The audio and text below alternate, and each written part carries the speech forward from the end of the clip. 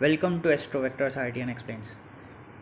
Viewers, आज का जो टॉपिक है वो बड़ा ही पॉपुलर टॉपिक है और ऐसा टॉपिक है जो ज़्यादातर लोग किसी भी ज्योतिष के पास जब जाते हैं तो पूछते हैं। ये टॉपिक है कि मेरा राहु केतु कैसा है, क्या मेरा राहु केतु अच्छा है या बुरा है, कैसे फल देगा। और इस वीडियो में हम इसे 3 पार्ट्स में डिस्कस करेंगे। पहला पार्ट होगा कि राहु केतु को कैसे कैलकुलेट करा जाता है, उसकी इफ़ेक्ट कैसे निकाली जाती है, इसके लिए क्या रूल्स है। दूसरा पार्ट होगा कि एक लाइव एग्जाम्पल हम डिस्कस करेंगे।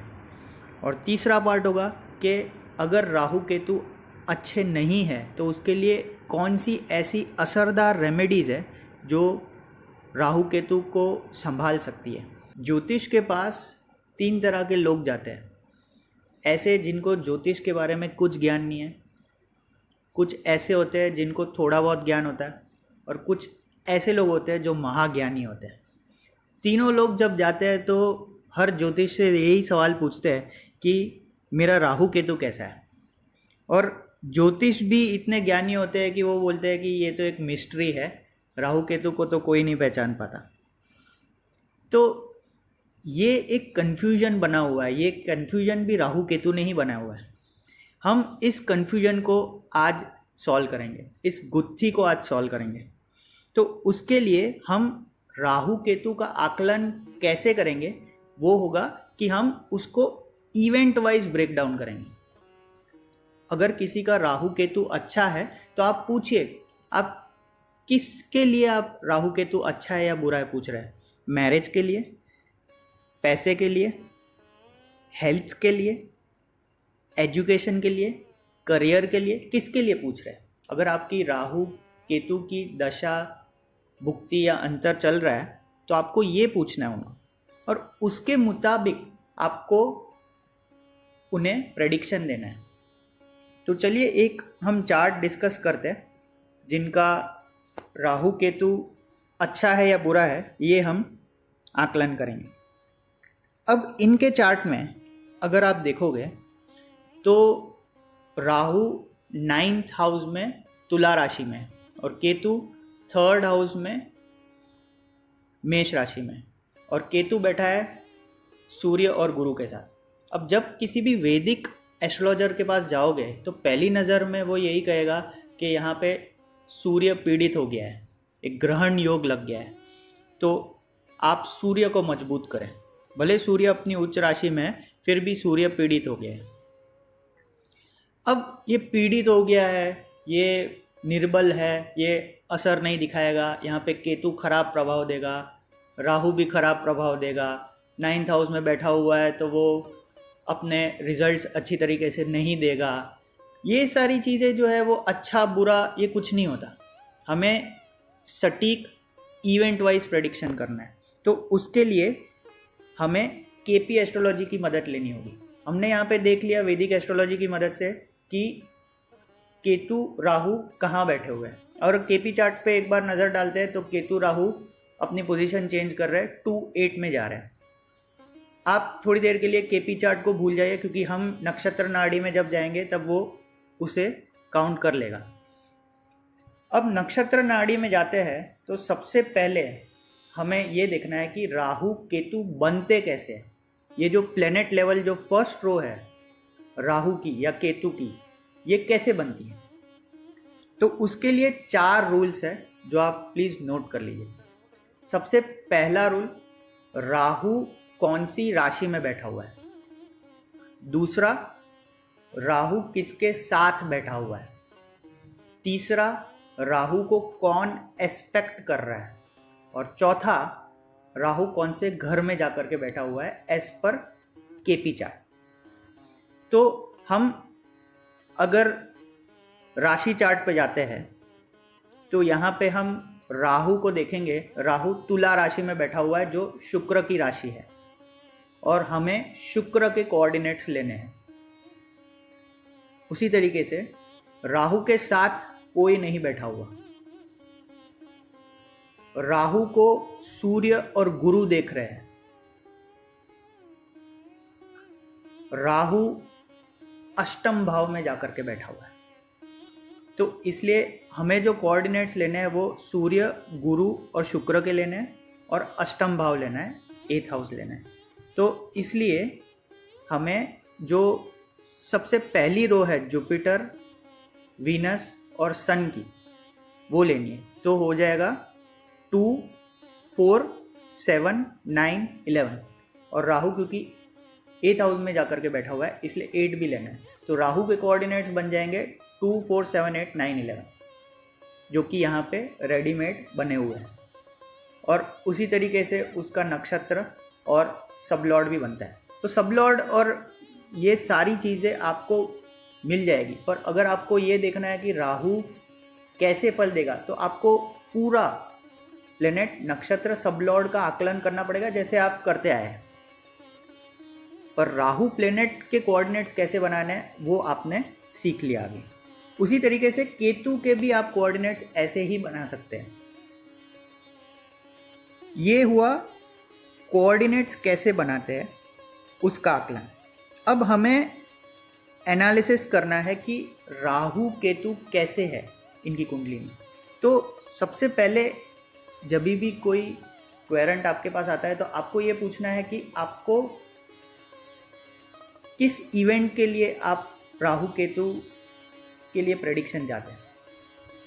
अब इनकी कुंडली में राहु अगर हम देखें तो मैरिज के लिए राहु कैसा है, एक्सीलेंट है, 2, 7, 11, 2, 7, 11। एक हल्का सा 10 है पर वो कुछ नहीं करेगा। फिर वेल्थ के लिए कैसा है, 2, 11, 2, 11 है, कहीं पे भी 12 नहीं है। 8, 11, 8, 11 भी बन रहा है तो ये एक सडन वेल्थ देगा, बहुत अच्छा है। हेल्थ के लिए कैसा है, 2, 5, 9, 11 बन रहा है नक्षत्र सबलॉर्ड के कॉम्बिनेशन से, और इवन प्लेनेट लेवल पे 2, 9, 11, 4, 4, 10 है प्लेनेट नक्षत्र सबलॉर्ड पे, पर जब 2, 5, 9, 11 पूरा बन रहा है तो वो इतना इफेक्टिव नहीं होगा। तो काफ़ी अच्छा है हेल्थ के लिए भी। एजुकेशन के लिए कैसा है, 4, 9 जो प्राइमरी हाउसेज होते हैं वो आ रहे हैं प्लेनेट लेवल पे, नक्षत्र लेवल पे, और सबलॉर्ड लेवल पे 5 आ रहा है, 5, 11 भी बन रहा है, काफ़ी अच्छा है। करियर के लिए कैसा है, 5, 9 आ रहा है जो चेंज दिला सकता है, 8, 11 आ रहा है जो सडन प्रमोशंस दिलाता है, 2, 11 आ रहा है जो कंसिस्टेंटली आपको वेल्थ देता रहेगा। तो करियर के लिए भी बहुत अच्छा है। तो अगर इनके राहु की बात करें तो एक्सीलेंट है हर दृष्टिकोण से। इसी तरीके से हम इनके केतु की बात करें, क्योंकि अभी आने वाली दशा इनकी केतु की है, तो अगर ये पूछते हैं कि मेरा केतु का पीरियड कैसा रहने वाला है, तो वैदिक एस्ट्रोलॉजर यही देखेगा कि केतु के साथ सूर्य और गुरु है, तो आकलन नहीं कर पाएगा। पर हमें इसी इवेंट के बेसिस पे इसका आकलन करना है। मैरिज पर्सपेक्टिव से 2, 7, 11 पूरा बन रहा है, बहुत ही अच्छा है। वेल्थ पर्सपेक्टिव से 12 है पर प्लेनेट लेवल पे है, और वो भी 6, 8 या ऐसा उसके साथ नहीं है, तो खर्चे करवाएगा। पर 8, 11 है सबलॉर्ड पे और 2, 11, 2, 11 बन रहे तो पैसे दिलाएगा। हेल्थ पर्सपेक्टिव से जी हाँ 1, 4, 10 बन रहा है प्लेनेट और नक्षत्र के कॉम्बिनेशन से, पर 2, 5, 9, 11 भी है तो रिकवरी फटाफट हो जाएगी। एजुकेशन पॉइंट ऑफ व्यू से 4, 9, 4, 9 काफ़ी बार आ रहा है, पर ये फ़िलहाल 40+ ईयर्स के है, तो इसलिए एजुकेशन का कोई सवाल ही नहीं उठता। इसी तरीके से करियर की अगर बात करें तो करियर पॉइंट ऑफ व्यू से जॉब चेंजेस बहुत आसानी से दिला सकता है। 5, 9 इसमें है और 8, 11 भी है तो सडन प्रमोशंस भी दिलवाएगा जॉब में। तो इसलिए हम ये कह सकते हैं कि इनका केतु का पीरियड भी बहुत अच्छा रहने वाला है। तो आपको इस तरीके से राहु केतु का आकलन करना है।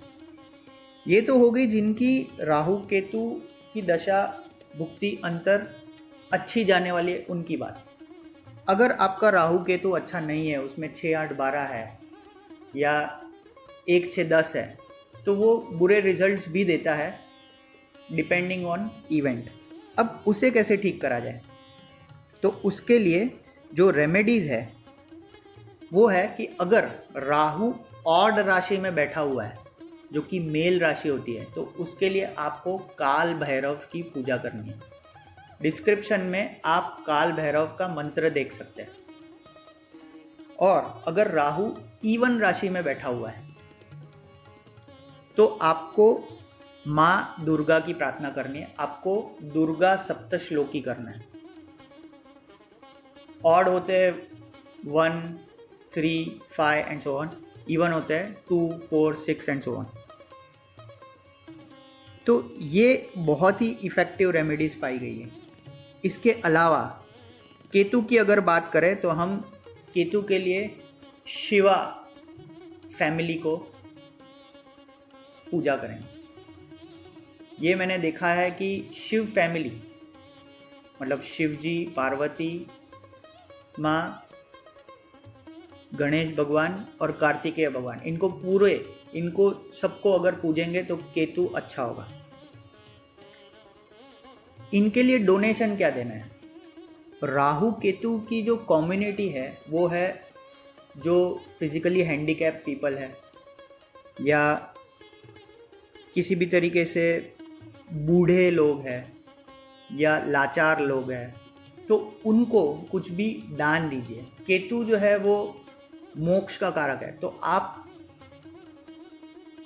दान दीजिए। राहु जो है वो एक्सपांशन का कारक है, तो आप उनको काफ़ी सारा दान दीजिए। तो जब ये देंगे तो आपको राहु जो है सडन डाउन्स जो दिलवाता है या केतु सडन डाउन्स दिलवाता है, उसमें थोड़ी कमी कर देगा, क्योंकि आपने उनकी कम्युनिटी के लोगों को मदद करा हुआ है।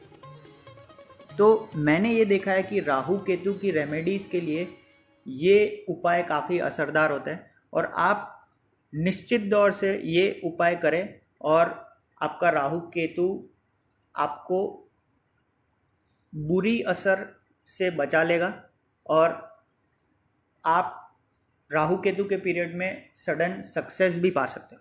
आशा करता हूँ ये वीडियो आपको पसंद आया होगा। प्लीज़ लाइक, शेयर और कमेंट करें इस वीडियो के बारे में। धन्यवाद।